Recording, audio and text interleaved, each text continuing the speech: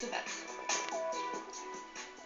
Allez, âme sensible, s'abstenir, voici la Nissan GT-R, une voiture aussi performante que la Bugatti Veyron, mais moins chère qu'une Porsche 911.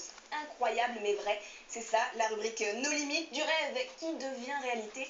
Chaque année, le constructeur japonais propose une nouvelle évolution, un plus abouti de sa GT-R. Alors à nouvelle évolution, nouveau défi pour notre pilote. Anthony Beltoise peut-il battre le record du tour du circuit de la Ferté-Gaucher dans l'Est parisien? On voit ça avec Jérôme Barconnière. Imaginez le croisement d'un sumo et d'un samouraï.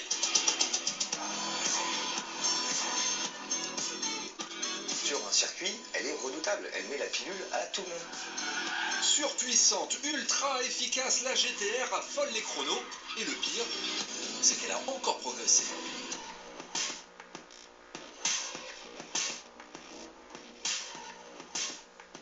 Rares sont les voitures à dégager autant de bestialité.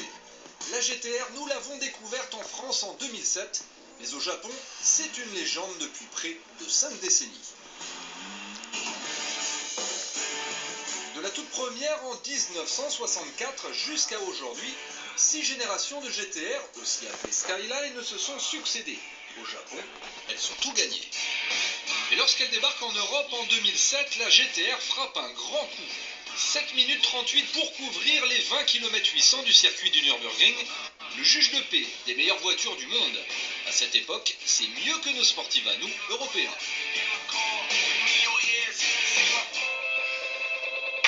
Retour en France sur le circuit de la Ferté-Gaucher. Thomas Chrétien est responsable produit de la GT-R. Il nous explique les recettes de son succès.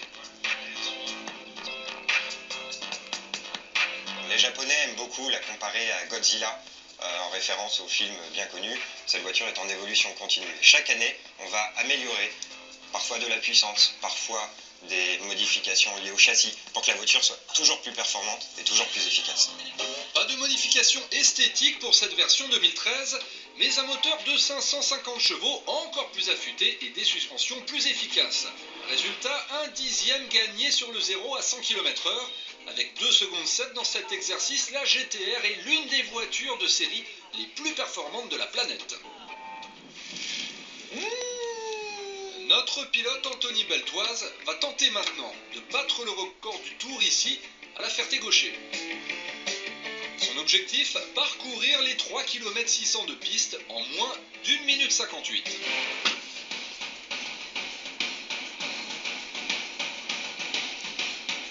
Allez, c'est parti.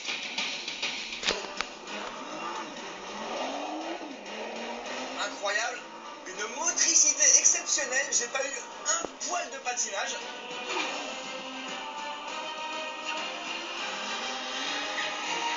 Oh là là, qu'est-ce que ça passe fort, c'est vraiment incroyable. Des sensations vraiment très proches d'une voiture de course. Grâce à ses 4 roues motrices, la GT-R s'arrache de chaque virage. Oh, et puis la boîte de vitesse est fantastique. Je n'ai même pas besoin d'utiliser les palettes, elle est intelligente. C'est exactement le rapport que je souhaite au moment où je le veux.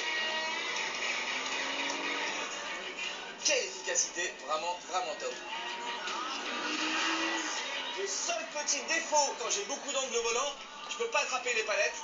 C'est un défi de la faire partir en glisse.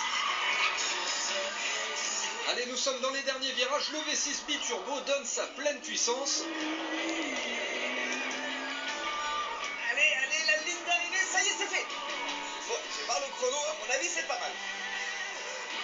Alors, combien on a fait? Moins d'1 57. Record du tour. Yes. Wouhou.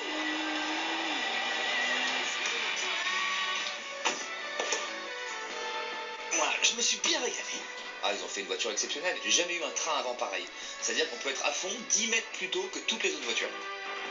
J'ai été surpris d'avoir ce genre de sensations, des sensations fantastiques, malgré les 8 tonnes 8. Elle est lourde quand même. Ça a été une éclate.